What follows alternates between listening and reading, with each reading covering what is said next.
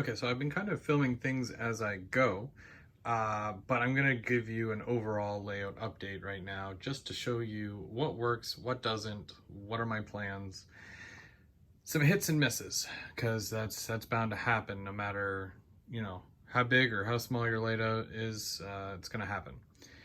So we're gonna start here in the yard because this is as far as I've gotten right now. Um, I've got the entrance to the yard right over there. So I know it seems like I'm working backwards because on my track, it went that way and then came back. Either way, I've raised the land here and here because this is all yard.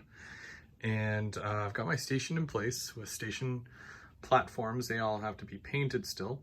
And I've got some road back there, basically parking lot on both sides that might move depending on future where I go, like this way and how much room I have. But yeah, basically, once I glue this cork down here, I've got, like, this is going to be my yard. I'm going to do a single ladder. I'm going to do a ladder, like, coming in, ladder going out, and this is all just storage.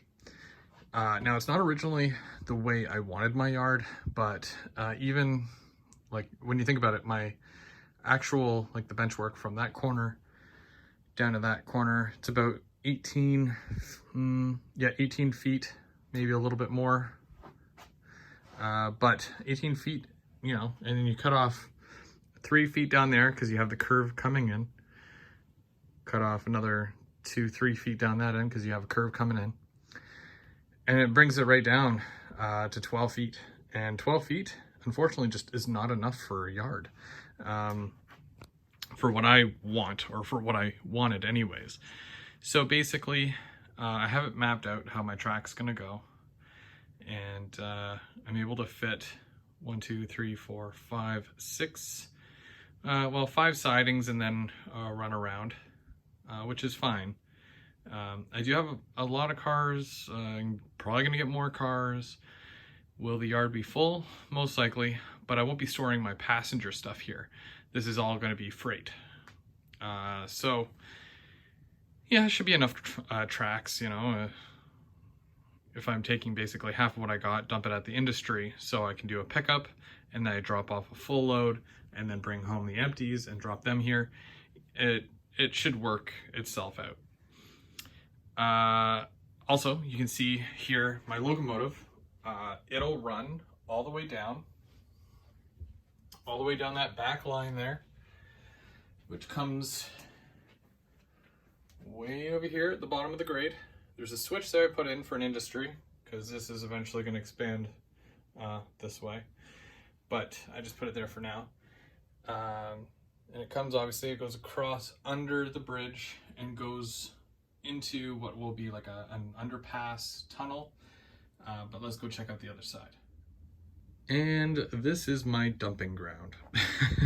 This is where I put a bunch of tools and stuff that I will need, but I'm not needing, just to keep it clean, like out there.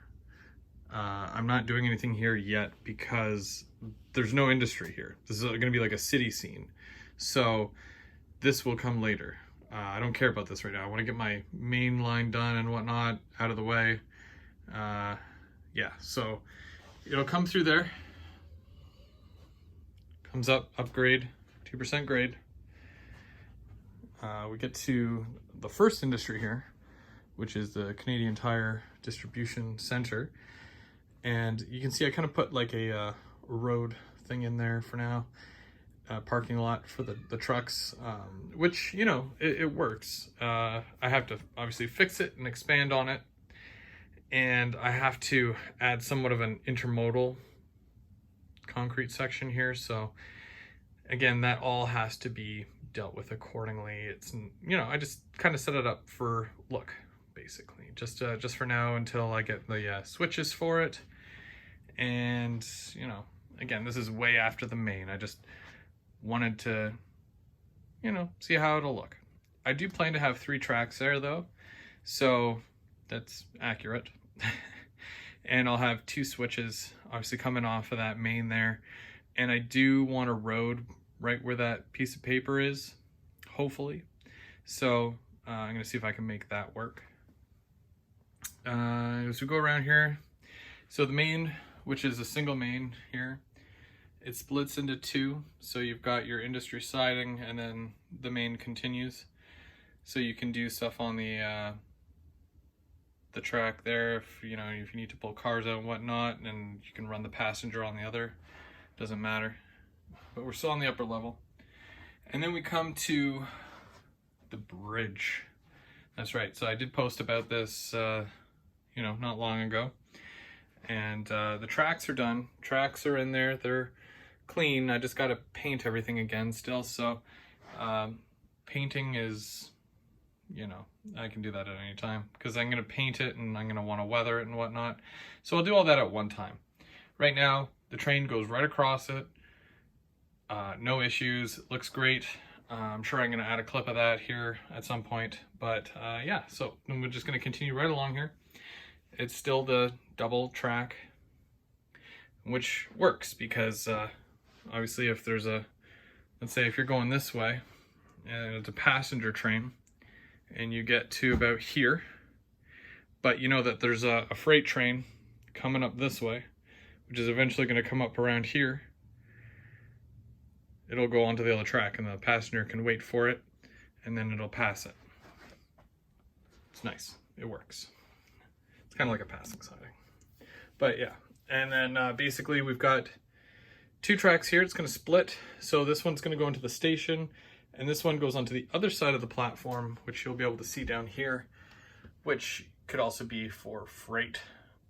So you don't really see too many freight trains go through a train station. So I've already got two tracks for that. And then we just got the freight on the other side here. Or if it's a busy passenger day, you can definitely load up passengers and you've got two platforms and three tracks to do so.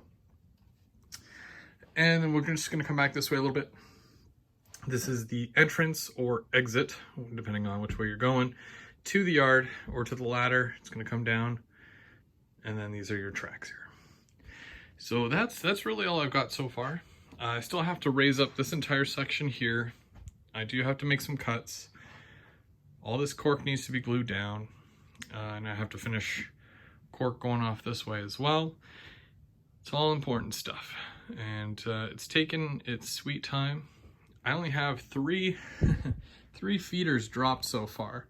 So basically I'm able to connect my power hub here and the power will go right around all the way up to here just because my connections are really good. And the same thing going this way. I can go right up and around across the bridge and right down as well. So as long as you've got,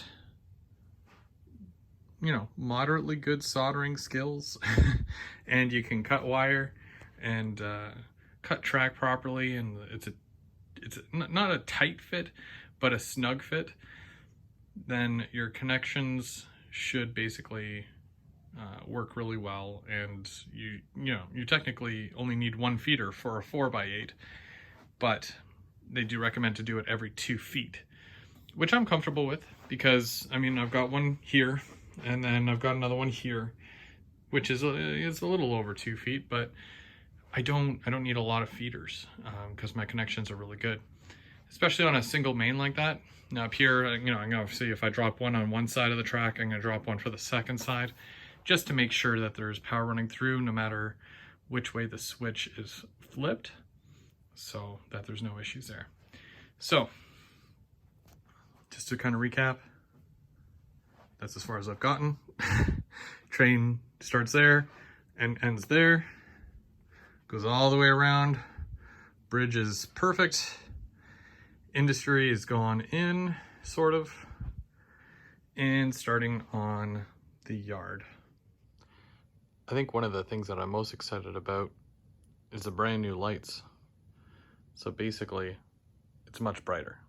It doesn't have that yellow look anymore, which I think is great because I was tired of seeing an orangey-ish kind of yellow look to the room and to the backdrop, especially with the being white clouds. I was seeing yellow clouds. So it's good to have it actually bright enough now that you can kind of see more, and you'll be able to pick up more detail and whatnot as I go.